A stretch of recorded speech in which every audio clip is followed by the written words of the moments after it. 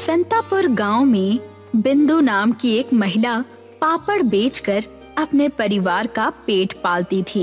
एक दिन बिंदु पापड़ बेच रही थी कि तभी बिंदु के पास गांव का व्यक्ति राकेश आकर बोला, बिंदु दीदी, लगता है हमारे गांव में स्कूल अब कभी नहीं खुलेगा।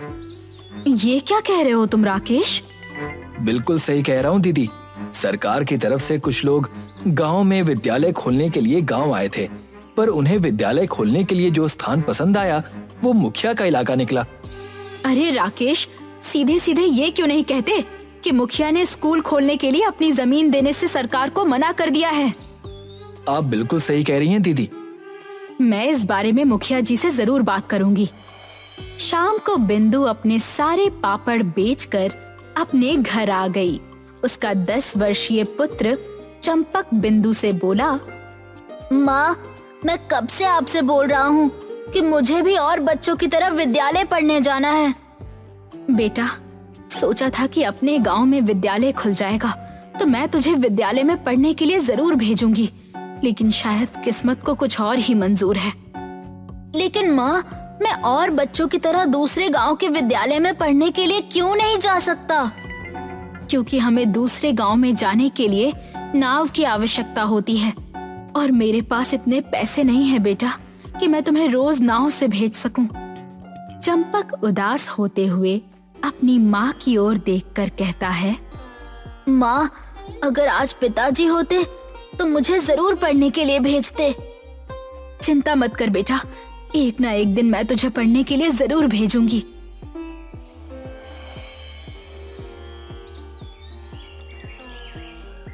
अगले दिन बिंदु अपने पड़ोस में रहने वाली अंजना ताई के यहाँ पर पहुँच गई। क्या बात है बिंदु, आज गांव में पापड़ बेचने नहीं गई क्या?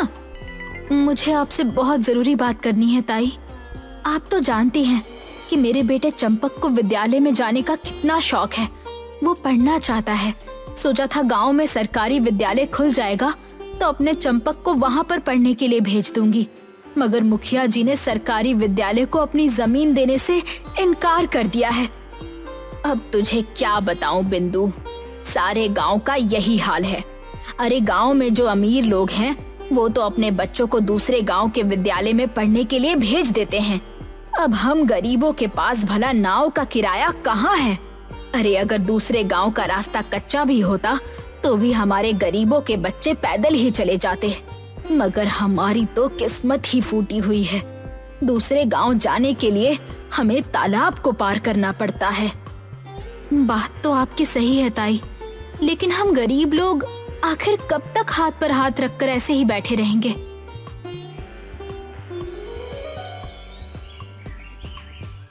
अगले दिन बिंदु मुखिया के घर पर जाती है। बिंदु को देखकर मुखिया मुस्कुराते हुए कहता है, क्या बात है बिंदु, अगर पापड़ बेचने मुझे आई हो तो मैं पापड़ को खाना पसंद नहीं करता। बोलो क्या बात करनी है? मुखिया जी, मुझे आपसे बहुत जरूरी बात करनी है। बोलो क्या बात करनी है? मुखिया जी, मैंने सुना है कि सरकार की तरफ से कुछ लोग आपके पास आए थे। हाँ बिंदु, तुमने सही कहा। वो मूर्ख सरकारी विद्यालय खोलने के लिए मेरी ही जमीन मांग रहे थे। मुखिया जी, आप तो गांव के मुखिया हैं। अगर आप उन्हें अपनी थोड़ी सी जमीन दे देंगे तो यहाँ पर एक विद्यालय खुल जाएगा। गांव के वो बच्चे जिनके माता पिता गरीब हैं, जो दूसरे गांव में बने विद्यालय भेजने के लिए नाव का किराया नहीं चुका सकते, उन्हें कितनी आसानी हो जाएगी। यही तो हम नहीं चाहते बिंदु। आप कहना क्या चाहते हैं? बिंदु, ये राजनीति की बातें हैं, तुम्हारी समझ में नहीं आएंगी, लेकिन फिर भी तुम्हारी समझ के लिए मैं इतना बता देता हूँ कि अगर गांव के सभी गरीब बच्चे पढ़ लिख कर बड़े आदमी बन जाएंगे तो फिर हम जैसे बड़े लोगों के खेत पर काम कौन करेगा? अब तुम खुद का ही उदाहरण ले लो।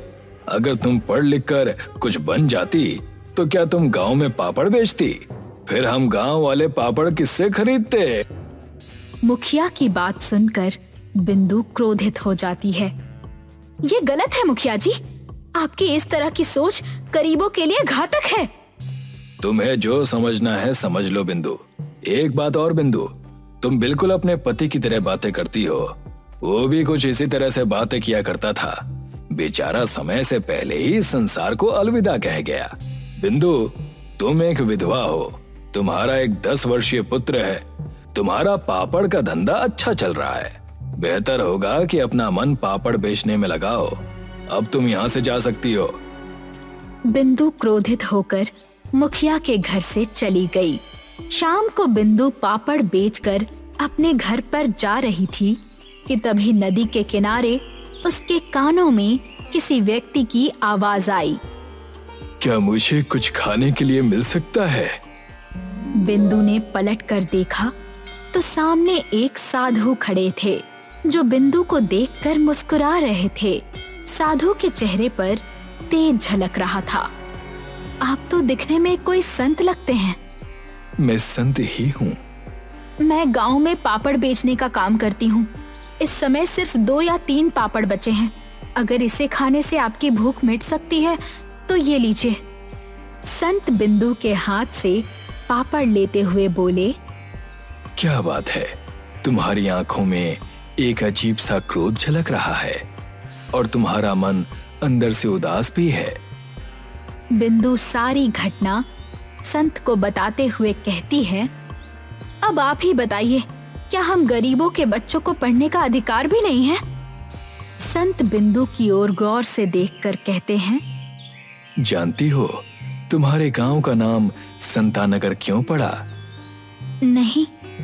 क्योंकि वर्षों पहले तुम्हारा गांव संतों की भूमि थी। तब यहाँ पर दूर दूर से गांव के लोग अपने बच्चों को शिक्षित करने के लिए संतों के पास ही आया करते थे। समय बीतता गया और संत इस गांव को छोड़कर जंगलों की तरफ चले गए। मगर कितनी अजीब बात है कि संतों के इस गांव में आज एक भी विद्यालय पढ़ने के लिए नहीं है।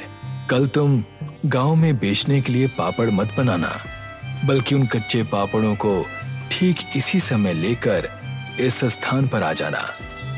इतना बोलकर वो संत वहां से चले गए। अगले दिन बिंदु को घर पर देखकर चंपक कहता है, क्या बात है माँ, आज पापड़ नहीं बनाओगी? बिंदु अपने बेटे को सारी घटना बताती है। मुझे तो वो कोई चमत्कारिक संत लगते हैं बेटा। आपने सही कहा, लेकिन उन्होंने आपको पापड़ बनाने के लिए क्यों मना किया? पता नहीं, अब ये तो आज शाम को ही पता चलेगा। शाम को बिंदु पापड़ बनाने का सारा सामान लेकर नदी के किनारे पहुंच गई। वो संत नदी के किनारे बैठकर बिंदु का ही इंतजार कर रहे थे। संत बिंदु की ओर देखकर कहते हैं, अब इन कच्चे पापड़ों की एक नाव बनाओ। ये क्या कह रहे हैं आप? जो बोला है वो करो।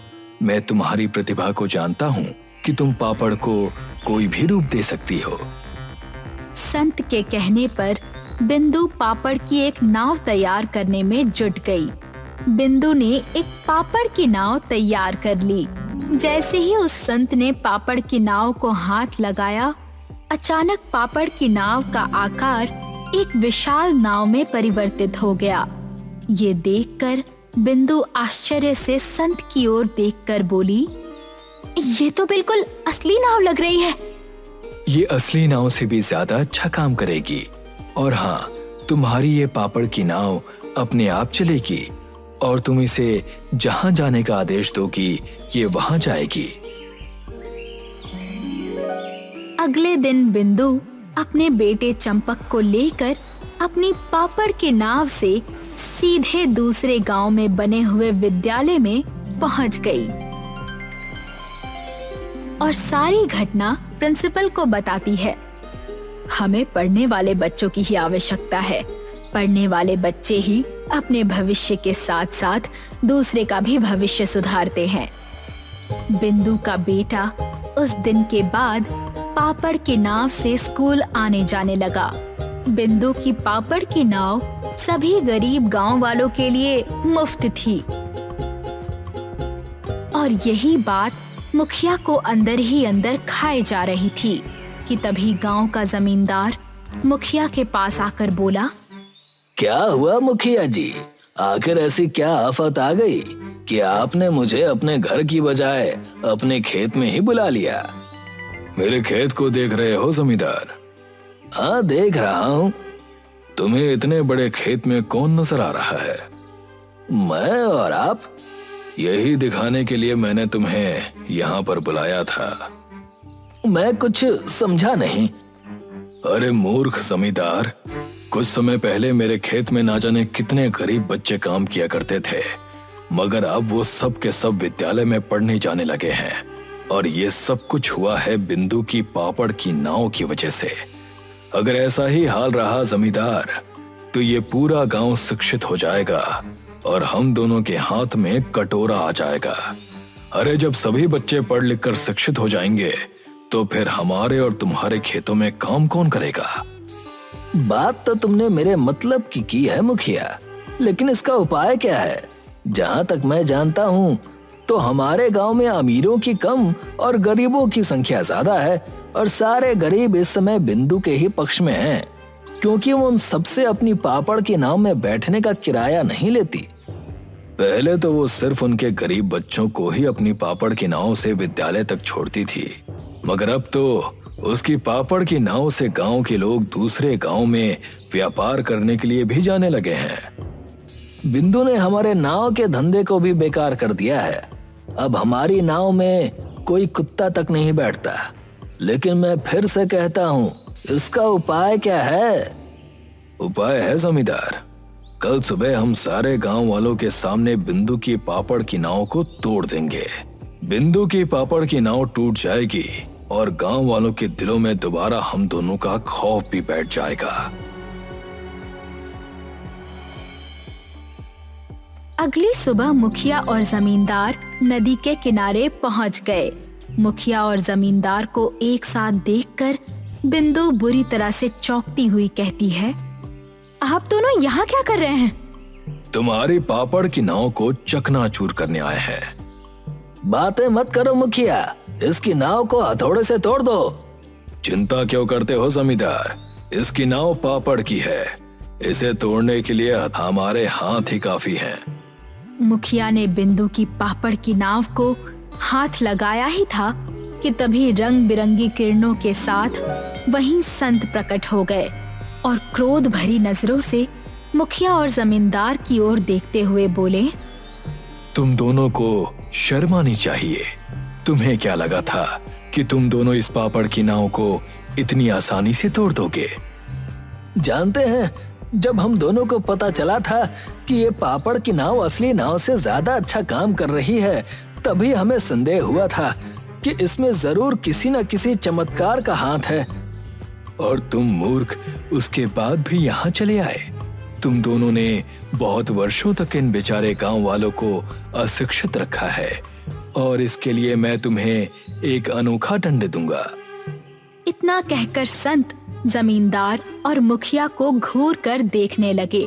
अचानक मुखिया और जमींदार पापड़ में परिवर्तित हो गए और एक धमाके के साथ वो दोनों पापड़ की नाव बन गए। अब तुम सबके पास एक नहीं बल्कि 3 पापड़ की नाव है। इतना बोलकर संत वहां से गायब हो गए और इस तरह से गांव वालों को पापड़ की नाव के साथ साथ मुखिया और जमींदार से छुटकारा भी मिल गया।